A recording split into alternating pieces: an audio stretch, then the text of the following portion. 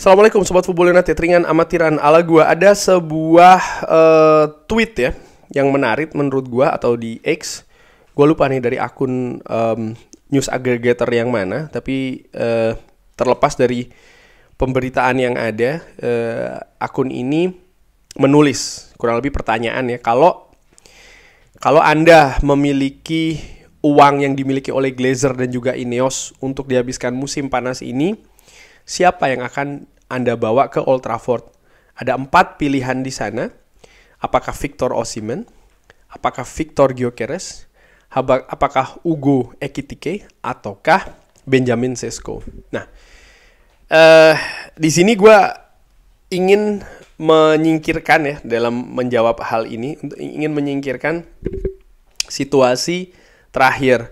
Misalnya Benjamin Sesko yang diminati oleh Arsenal dan kabarnya dekat dengan Arsenal, ataupun Victor Gyökeres yang kabarnya berminat ke Manchester United tapi juga sempat diberitakan memberikan prioritas kepada Arsenal, ataupun Victor Osimhen yang masih belum jelas ini keadaannya seperti apa, ingin menurunkan gajinya atau tidak, atau seperti apa. Ugo Ekitike pun juga demikian ya. Dengan situasi keuangan dan lain-lain, ini mungkin akan lebih condong ke situasi teknis. Kira-kira striker karakter seperti apa yang cocok di Manchester United? Katakanlah kalau pilihannya adalah 4 nama ini. Langsung saja, menurut gua ya, sering gua katakan dan akan gua ulangi, dan ini merupakan syarat utama dulu untuk menentukan misalnya penyerang yang mana. Terlepas dari situasi keuangan, tadi gua sudah katakan situasi keuangan ataupun keadaan terakhir dengan kedekatan dengan klub manapun juga dari 4 nama ini. Gue ingin karakter berbeda di lini depan Manchester United. Karena tadi lini depan, tidak mempertimbangkan faktor keuangan, maka dalam menjawab ini, gue asumsikan Rasmus Højlund dan juga Joshua Zirkzee ini tetap berada di Manchester United. Itu dulu ya. Gue ambil asumsi seperti itu. Maka gue ingin ada karakter yang berbeda di Manchester United. 2 pemain yang sudah ada, Zirkzee dan juga Rasmus Højlund, adalah pemain muda, pemain yang mungkin belum memiliki pengalaman yang tebal berkompetisi di level tertinggi di Eropa dengan intensitas yang tinggi, yang ketat seperti Premier League, pun juga tekanan beban yang hebat seperti Manchester United. Dari situ nama Ugo Ekitike gue singkirkan. Dengan segala respek apa yang dicapai di Eintracht Frankfurt, gue pikir Premier League bukan Bundesliga. Eintracht Frankfurt bukan Manchester United. Manchester United ini sedang dalam tahap yang penuh tekanan, penuh beban, dan penuh ketidakpastian. Butuh karakter yang berpengalaman dan juga yang kuat. Dan itu tidak gue nilai, ataupun gue nilai mungkin kecil yang dimiliki oleh Ugo Ekitike. Bagaimana dengan Benjamin Sesko? Benjamin Sesko sebenarnya menunjukkan ketahanan karakter yang lumayan ini di Red Bull, di mana Red Bull musim lalu tidak cukup baik, bahkan sempat ada pergantian pelatih, tapi Benjamin Sesko menunjukkan bahwa dia tetap bisa mampu nih secara teknis tampil konsisten, dengan bukti bahwa dia tetap menjadi pilihan utama.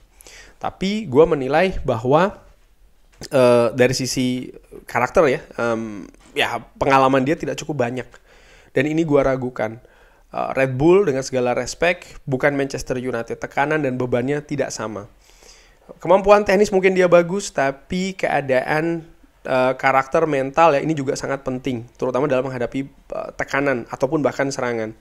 Gue berkata seperti ini melihat apa yang terjadi paling tidak 10 musim terakhir di Manchester United. Ada banyak nama-nama besar yang datang, tapi tidak semuanya mampu bertahan dengan situasi di Manchester United, bahkan tidak mampu secara konsisten ya memberikan kontribusi yang maksimal sebagai penyerang. Sehingga Benjamin Sesko pun, ya gue tahu dia eksplosif, dia intensitasnya tinggi dan segala macam, tapi dari 4 nama tersebut gue coret.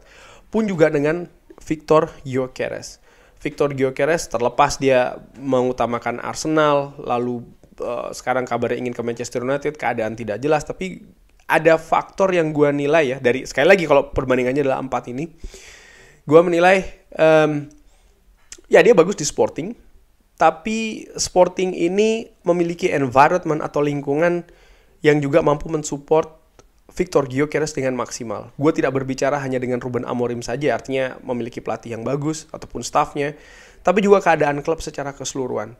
Nampaknya klub ini lebih stabil ketika dia ada di Sporting. Yes, Sporting sempat ada pada masa yang tidak bagus ya, tidak maksimal. Tapi dia gua nilai lebih bisa mengeluarkan kemampuan terbaik di kapasitas tertingginya, yaitu setelah Sporting ini lebih stabil keadaannya. Dan kalau melihat keadaan di Manchester United tidak demikian, sehingga ini yang membuat gua ragu. Sementara profil dari Victor Osimhen dari sisi karakter gua nilai lebih meyakinkan, karena keadaan yang didapatkan di Napoli ini tidak bagus. Dia ada konflik dengan Napoli, padahal sebelumnya situasinya baik-baik saja. Ada perubahan yang drastis. Tapi dengan perubahan yang drastis itu, dia tetap bisa perform ketika dia tampil di Galatasaray. Sehingga menurut gue, dia lebih teruji dari sisi mental dan juga karakter. Dari situ gue berpikir, dari 4 nama ini, gue lebih condong ke Victor Osimhen. Itu dari sisi karakter dan juga dari mental. Nah, kalau kita berbicara terkait dengan teknis, ya semua pemain memiliki karakter teknis masing-masing. Victor Osimhen tentu saja dengan kemampuan predator yang mencetak gol. Lalu Victor Gyökeres pernah bekerja sama dengan Ruben Amorim, juga kemampuannya mencetak gol. Lalu gerakan eksplosif ya, kecepatan, kecerdikan dari Benjamin Sesko, maupun juga potensi besar yang dimiliki oleh Ugo Ekitike. Tapi saat ini menurut gua Manchester United butuh striker jadi. Striker yang bisa merubah keadaan lini depan Manchester United dari 2 atau bahkan 3 musim sebelumnya. Pemain yang langsung bisa diandalkan dengan keadaan sesulit apapun, keadaan yang mungkin tidak positif, tapi dia tetap bisa mencetak gol. Striker yang tidak butuh 1 peluang untuk mencetak gol, bahkan setengah peluang bisa memberikan kontribusi berupa gol. Karena gue bayangkan kalau Manchester United memiliki pemain yang bisa diandalkan untuk mencetak gol, Manchester United lebih punya peluang untuk mendapatkan hasil-hasil positif dan juga maksimal. Dan dengan itu akan merubah atmosfer squad, merubah atmosfer tim, klub secara keseluruhan. Dan inilah hasil ataupun keadaan seperti itu yang bisa membawa Manchester United ini masuk ke periode yang lebih positif. Secara klub gue berbicara seperti itu. Sehingga sangat penting sekali untuk bisa mendatangkan pemain yang teruji. Pemain yang yaitu tadi bisa langsung diandalkan secara instan, secara cepat. Dari situ, dari 4 nama ini ya, dari sisi teknis dan juga non-teknis, kesimpulannya demikian, gue lebih cenderung ke Victor Osimhen. Nah, sekarang baru nih gue geser ke realita. Seperti apa realitanya mendatangkan Victor Osimhen. Sering dikabarkan, sering disebutkan bahwa memang Manchester United ini sampai dengan keadaan saat ini belum menunjukkan ada minat yang serius untuk mendatangkan Victor Osimhen. Victor Osimhen, terutama di manajemen baru ini ya, bersama dengan Ruben Amorim, tidak pernah lagi disebut-sebut berada di daftar pemain yang diincar ya. Liam Delap sempat disebutkan, Victor Gyökeres ini juga sering disebutkan, tapi tidak dengan Victor Osimhen. Walaupun Victor Osimhen sendiri di periode sebelumnya di zaman Erik ten Hag sempat dijadikan alternatif untuk Harry Kane, tapi itu juga tidak pernah terrealisasi. Sangat disayangkan ya Sobat Football United.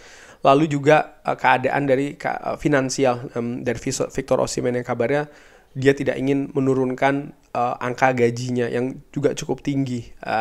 Lalu juga Napoli tentu saja memiliki valuasi transfer ya untuk klub yang berminat mendatangkan Victor Osimhen. Jadi keadaannya saat ini menurut gue ya secara keseluruhan peluangnya kecil, kalau tidak sangat kecil sekali bagi Manchester United ini untuk mendatangkan Victor Osimhen. Gue secara pribadi, secara ringan amatiran menantikan nih siapa striker yang akan didatangkan oleh Manchester United. Walaupun fokus saat ini kan belum ke situ ya, karena ketika video ini gue bikin, ya Manchester United masih berusaha untuk mendatangkan Bryan Mbeumo. Kurang lebih seperti itu Sobat Football United. Bagaimana menurut Sobat Football United dari 4 nama ini? Siapa yang Sobat Football United lebih pilih dari 4 nama ini beserta dengan alasannya? Silahkan drop di kolom komen. Terima kasih sudah menyaksikan. Jangan lupa like, sholat, dan juga subscribe. Wassalamualaikum warahmatullahi wabarakatuh. Thank you.